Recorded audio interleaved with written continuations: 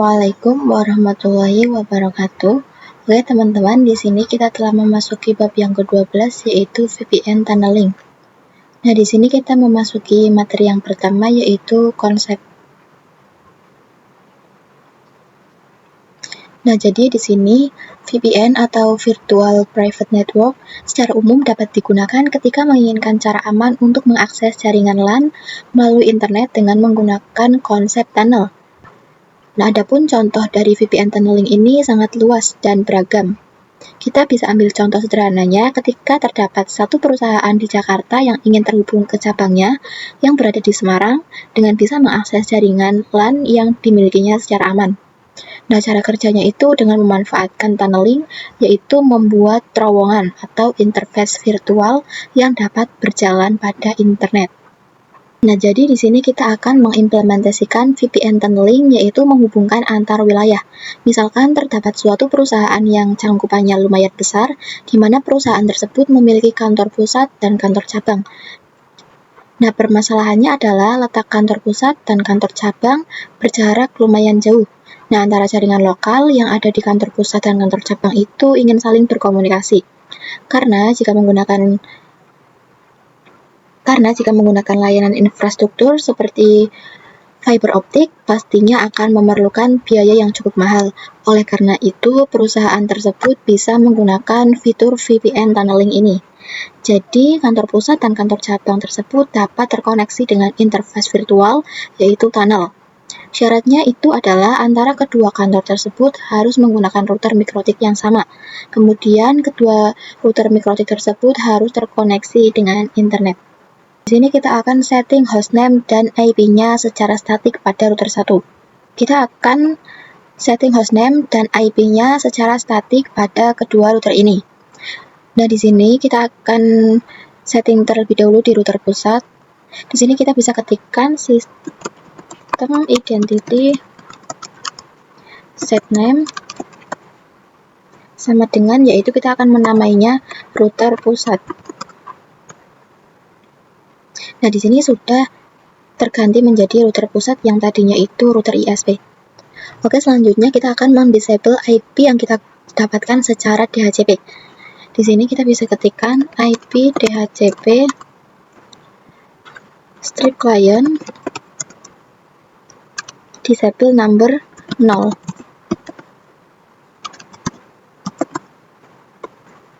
Kemudian kita akan berikan IP untuk Ethernet 1.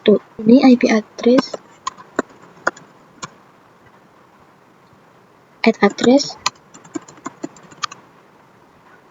sama dengan yaitu 10.0.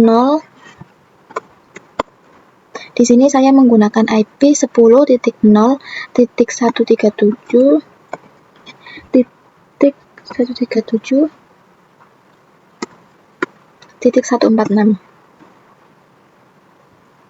Jangan lupa /24. Interface sama dengan enter 1. Kita akan cek IP address print.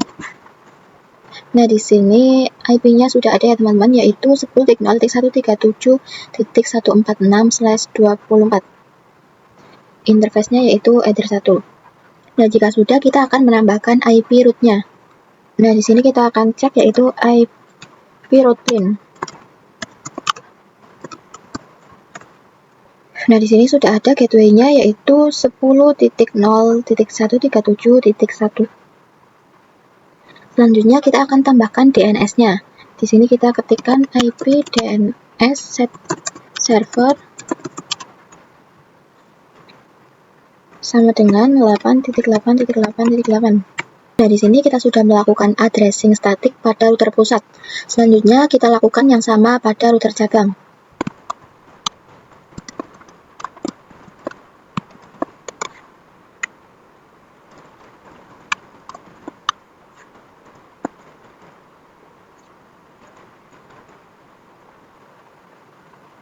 Di sini IP-nya yaitu 10.0.137.147.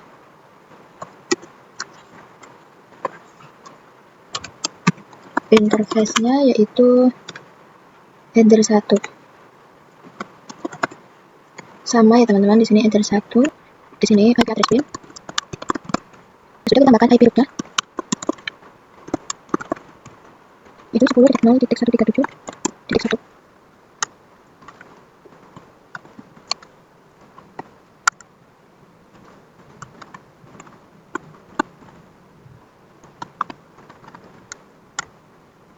Nah, di sini kita sudah melakukan addressing statik pada router pusat dan juga router cabang. Oke, selanjutnya kita ke materi EOIP konfigurasi. Nah, EOIP atau Ethernet over IP adalah protokol pada mikrotik router OS yang berfaedah untuk membangun sebuah network tunnel antar mikrotik router di atas sebuah koneksi TCP/IP. Langsung saja kita konfigurasikan EOIP-nya. Kita masuk ke window router pusat terlebih dahulu. Nah, di sini kita ke menu interface. Nah, di sini kita bisa add, lalu kita pilih yang EOIP tunnel. Nah, untuk namanya di sini saya menggunakan nama EOIP strip tunnel strip to cabang.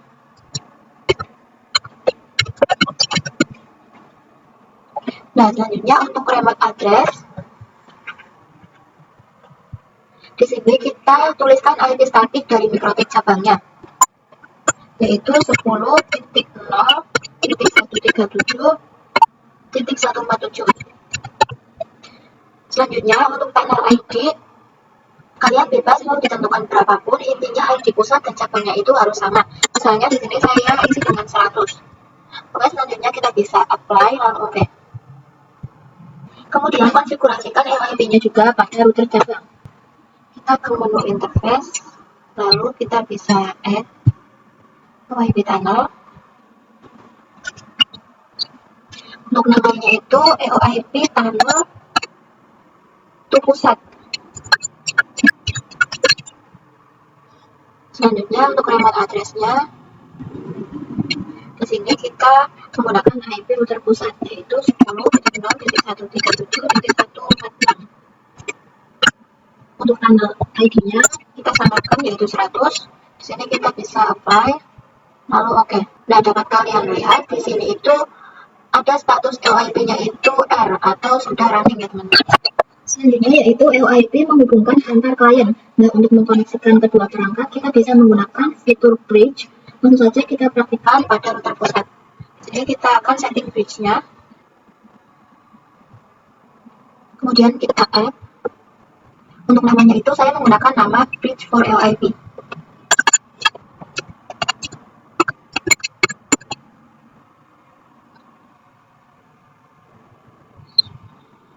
Di sini kita sudah apply, lalu oke.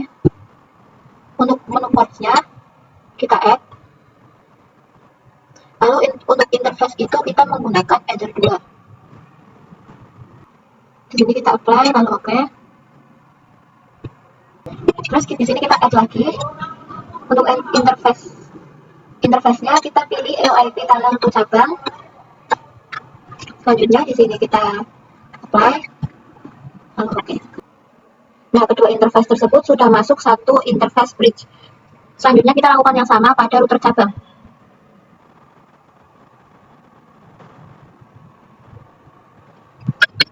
Di sini namanya bridge for, kemudian apply. Selanjutnya kita ke menu port, lalu kita add. Lalu untuk interface kita pilih yang header 2. Apply, lalu oke. Lalu kita add lagi. Lalu interface-nya kita pilih EOIP tunnel untuk pusat. Apply, terus oke. Oke, selanjutnya kita kemudian melakukan addressing pada kedua VPC-nya. Pertama di sini saya akan addressing di VPC 1, saya tuliskan IP 192.168.1.6/24. Selanjutnya kita enter. Nah, di sini sudah mendapatkan IP-nya. Lalu kita lakukan di VPC 2. Kita ketikkan IP 192.168.1.7/24. Selanjutnya enter. Nah, di sini tunggu. Oke, di sini kita sudah mendapatkan IP-nya. Selanjutnya kita bisa ping dari cabang ke pusat. Kita ping 192.168.1.6. Nah, di sini sudah berhasil ya teman-teman. Selanjutnya kita ke LIP client connect to internet. Dan di sini kita akan membuat klien bisa akses ke internet. Kita akan setting IP address-nya pada interface bridge. Di sini kita masuk ke Winbox router pusat. Lalu di sini kita masuk ke menu IP, lalu address. Terus di sini kita bisa add. Lalu untuk address-nya kita masukkan IP gateway, yaitu 192.168.1.1/24. Di sini untuk interface-nya kita bisa pilih yang bridge for LIP. Lalu apply, oke. Kemudian kita ke menu IP firewall. Nah, IP lalu firewall. Terus di sini kita bisa ke NAT, lalu kita bisa add. Lalu pada general, C-nya itu kita isikan src NAT. Untuk out interface-nya, di sini kita pilih yang header 1. Untuk action-nya, di sini kita pilih yang masquerade. Lalu di sini kita bisa apply, lalu oke. Dan jika sudah, lakukan yang sama pada router cabang. Untuk address-nya kita bisa isikan 192.168.1.2/24. Untuk interface-nya kita pilih yang bridge for LIP. Selanjutnya kita apply, lalu oke. Nah, lalu kita ke IP firewall. Terus kita masuk ke NAT, kita add pada general, C-nya src NAT. Untuk interface kita pilih yang ethernet 1. Lalu untuk action-nya kita pilih yang masquerade. Nah, di sini kita apply, lalu oke. Nah, selanjutnya kita konfigurasikan kedua VPC-nya. Ini kita masuk ke VPC 1.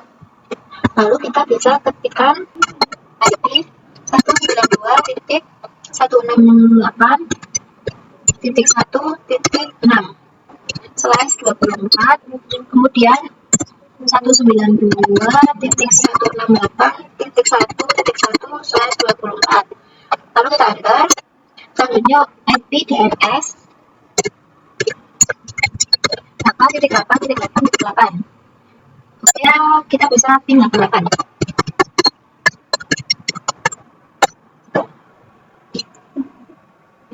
Nah, untuk VPC 1 kita sudah berhasil. Selanjutnya kita konfigurasikan di VPC 2. Kita ketikkan IP 192.168.1.7/24, lalu 192.168.1.2/24. Selanjutnya kita masukkan IP DNS-nya 8.8.8.8. Enter. Selanjutnya kita bisa pin 88.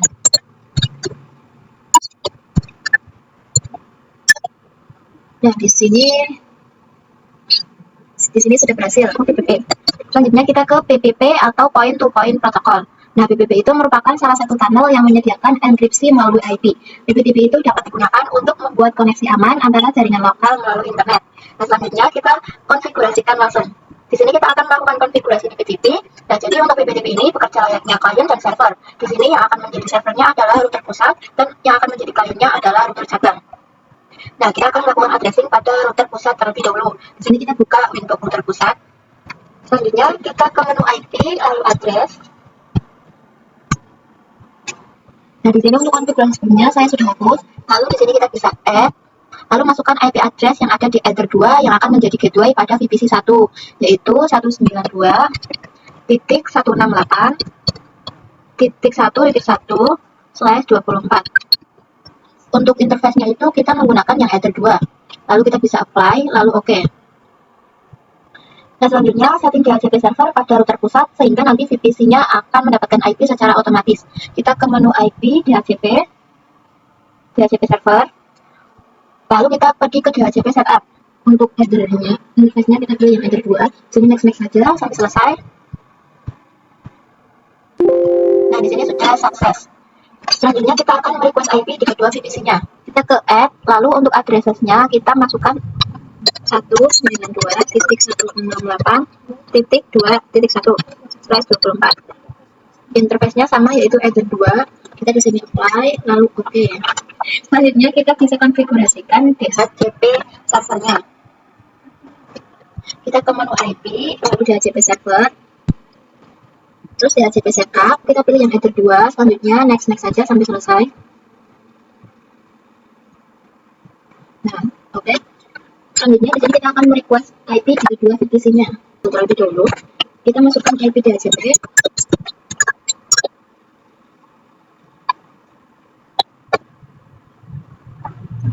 Nah, di sini saya bisa mendapatkan IP-nya, lalu di VPC 2.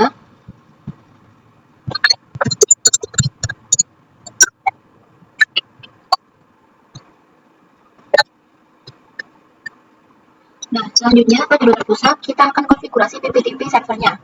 Kita ke menu PPP, selanjutnya ke interface, lalu kita pilih yang PPTP server. Nah, untuk bagian enable di checklist, lalu bisa apply dan oke.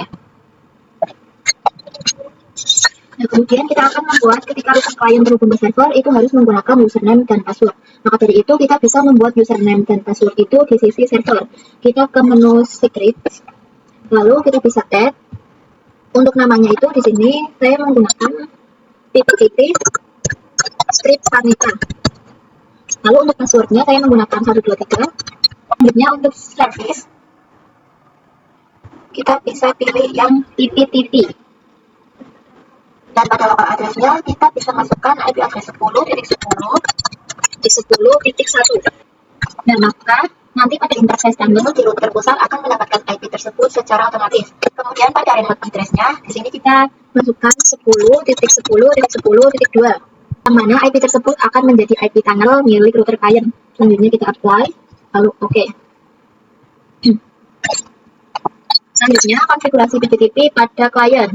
Ke menu PPP, lalu interface-nya di sini kita add, kita pilih yang PPTP klien. Selanjutnya di sini pada bagian general biarkan saja ya teman-teman, lalu ke dial out. Selanjutnya untuk connect to kita masukkan IP static router pusat yaitu 10.10.137.146. Selanjutnya untuk user itu PPTP Vanita.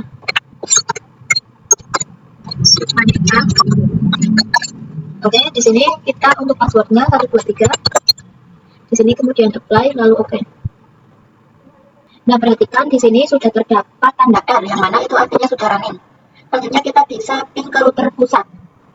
Jadi bisa ping 10.10.10.1. Nah, maka di sini sudah berhasil. Selanjutnya kita akan PPTP static routing dan tes koneksi. Nah, sekarang kita akan melakukan routing static. Kita akan coba secara CLI pada router pusat. Kita ke new terminal. Kemudian di sini kita ketikkan IP route. Nah, kemudian kita tambahkan, kita ketikkan add DST street address sampai dengan 192.168.2.0/24. Lalu gateway 10.10.10.2. Nah, jadi untuk DST address-nya kalian tambahkan IP network di VPC 2 dan untuk gateway-nya gunakan IP tunnel milik router cabang. Di sini kita enter. Lalu kemudian kita print. Nah, di sini sudah terdapat AS 2.0 ya teman-teman. Selanjutnya kita akan lakukan static routing pada router cabang. Di sini kita akan coba dengan GUI. Kita ke menu IP, lalu route. Kemudian kita bisa add. Di sini DST address-nya isikan 192.1.1.0/24. Nah, untuk gateway-nya yaitu 10.10.10.1.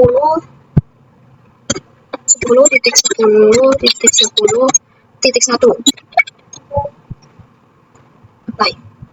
Kemudian kita bisa apply. Nah, di sini kita ke L2TP, yaitu di sini kita langsung saja akan set up topologinya. Di sini kita ke router pusat, Lalu kalian bisa ke menu IP, lalu address. Di sini saya sudah menghapus konfigurasi PPTP sebelumnya. Nah, selanjutnya kita ke PPP,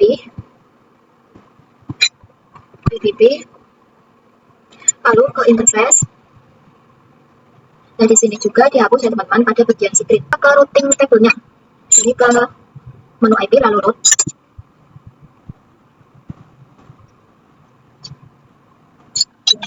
Di sini untuk yang 2.0/24 kita hapus ya teman-teman. Nah, kemudian lakukan hal yang sama pada router cabang. Selanjutnya yaitu L2TP IPsec konfigurasi. Nah, jadi L2TP ini akan jadi lebih secure dengan menggabungkan protokol IPsec. L2TP ini basisnya sama seperti PPTP, yaitu server dan klien. Oke, langsung saja kita konfigurasikan. Nah, seperti biasa di sini saya akan menggunakan router pusat sebagai server dan router cabangnya itu sebagai klien. Kita buka router pusatnya. Nah, di sini kemudian kita klik pada L2TP server. Di L2TP server. Nah, di sini pada kolom enable kita checklist. Lalu selanjutnya ada use IPsec. Nah, di sini kita pilih yang yes. Nah, di sini kita bisa apply. Untuk IPsec secret ini terserah mau diisi apa ya teman-teman. Misal saya isikan secret. Lalu oke. Nah, sama seperti konfigurasi PPTP, kita akan membuat ketika klien mengakses server, ia akan menggunakan username dan password. Di sini kita ke menu secret, lalu bisa add. Di sini kita bisa isikan L2TP script vanita. L2TP script vanita. Servisnya kita pilih yang L2TP. Lalu pada profile kita pilih yang default encryption. Dan di bagian local address kita definisikan tunnel di router pusat. Misalnya saya gunakan 172.16.1.1. Kemudian pada bagian local address kita isikan IP tunnel di cabangnya, yaitu 172.16.1.2.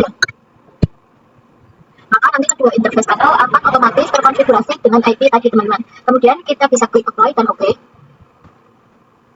Selanjutnya kita konfigurasikan di router cabang.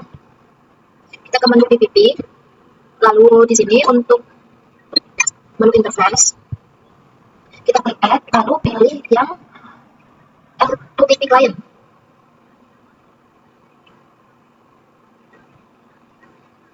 Kemudian klik pada menu dialog. Pada bagian connect to, di sini kita isikan dengan IP address router, yaitu 10.0.137.146. Kemudian pada bagian user dan password sesuaikan dengan yang telah kita konfigurasikan sebelumnya, yaitu username-nya kita di sini menggunakan L2TP script vanita. Untuk passwordnya yaitu 123. Lalu pada bagian profile di sini kita pilih yang default encryption. Checklist pada bagian user IPsec. Nah, di sini kita checklist pada bagian use IPsec. Lalu masukkan IP secretnya, yaitu secret, apply dan oke. Oke, di sini teman-teman bisa lihat di sini itu sudah ada TDR-nya yang artinya itu running. Selanjutnya kita testing ke router cabang 172.16.1.2. Nah, maka di sini sudah berhasil ya teman-teman. Selanjutnya yaitu L2TP static routing dan flash koneksi. Langkah selanjutnya kita akan konfigurasi static routing agar VPC bisa saling berkomunikasi. Nah, untuk caranya itu sama seperti sebelumnya ya, yaitu pada router pusat kita ke menu IP lalu root. Kita pergi ke menu router pusat terlebih dulu, lalu ke menu IP lalu root, dan kita bisa klik add. Lalu untuk DST address-nya di sini kita isikan network router cabangnya, yaitu 192.168.2.0/24. Lalu gateway-nya adalah IP tunnel dari cabang, yaitu 172.16.1.2. 16.1.2. Lalu apply dan oke. Nah, kemudian lakukan hal yang sama pada router cabang. Kita isikan 192.168.0/24.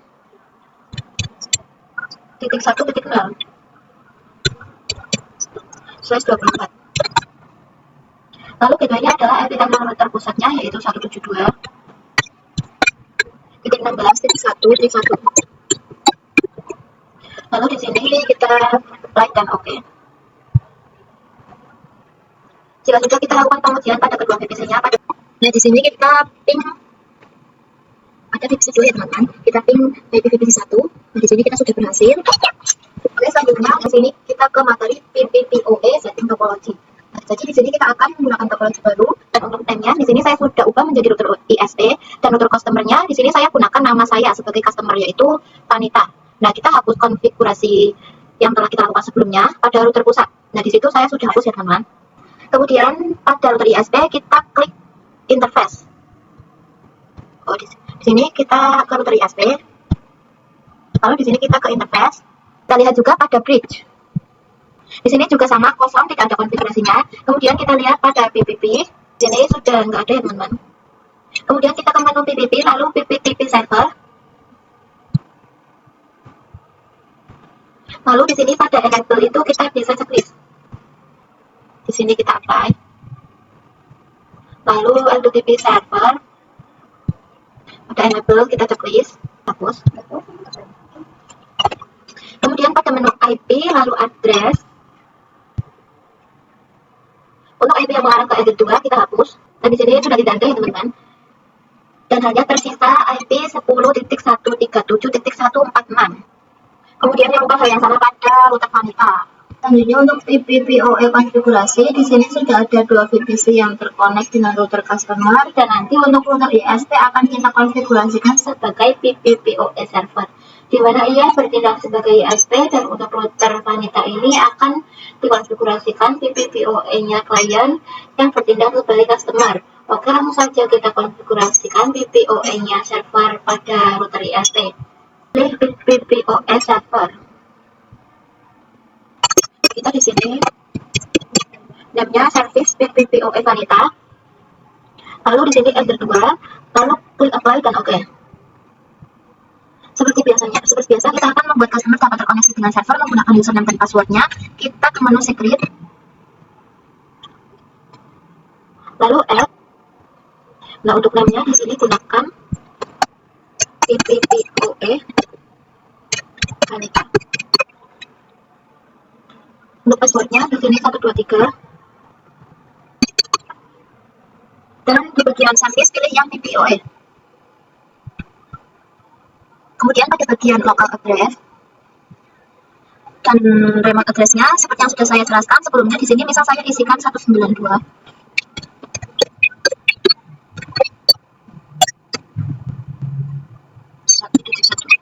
Nah, untuk remote address-nya di sini 192.168.1.2. Oke, di sini kita bisa apply lalu oke. Selanjutnya kita konfigurasikan PPOE klien kita ke router Vanita. Interface-nya itu address 1 ya teman-teman. Lalu pada deal out itu di sini kita masukkan username dan passwordnya terlebih dahulu.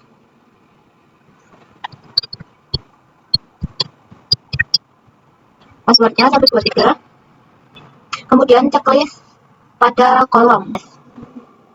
Maka nantinya customer dapat mengakses internet secara otomatis. Lalu kita apply dan oke. Nah, konfigurasi PPOE sudah berhasil. Di sini kalian bisa klik new terminal titik 168.1.1. Nah, selanjutnya PPPoE source internet connection di customer. Seperti yang saya jelaskan sebelumnya, bahwa router customer atau router Vanita ini sudah mendapatkan akses internet. Kita coba ping saja, yaitu ping 88.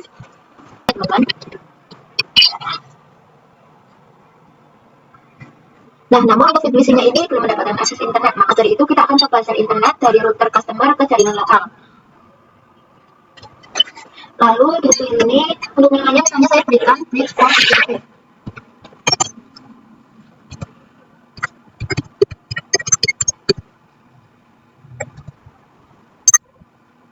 apply dan oke. Lalu pada menu ports di sini tambahkan interface 2, kita ganti menjadi header 2. Nah, di sini kita header 2 ya teman. Kemudian apply dan oke, tambahkan juga header. Lalu untuk menu IP di sini, lalu address. Kemudian lalu masukkan IP 10.10.10.1/24. Kemudian untuk interface-nya kita pilih yang bridge for PPOE. Kita bisa apply lalu oke. Nah, di sini kita pilih yang SRC-nya itu, C-nya itu SRC-NAT. Untuk interface-nya di sini kita pilih yang PPOE out 1. Dan di sini action-nya kita pilih yang masquerade. Materi yang PPOE, limitasi bandwidth pada PPOE. Jadi fitur ini berguna untuk memberikan limit bandwidth pada router customer sehingga jaringan yang di bawah naungan router customer bisa menggunakan bandwidth yang ditentukan. Dan ditentukan oleh router customer, langsung saja kita konfigurasikan di sini pada router Vanita. Kita klik pada menu PPP. Pada konfigurasi sebelumnya kita double klik menggunakan profile defaultnya, maka di sini kita bisa close terlebih dahulu. Kemudian kita ke menu profile. Di sini double klik pada profile default.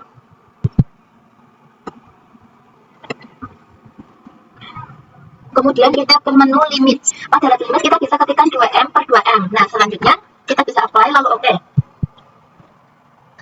Nah, jadi teman-teman, seperti itulah contoh dari konfigurasi untuk limitasi bandwidth-nya. Oke teman-teman, sekian dulu untuk materi bab 12 kali ini. Semoga bermanfaat dan terima kasih. Wassalamualaikum warahmatullahi wabarakatuh.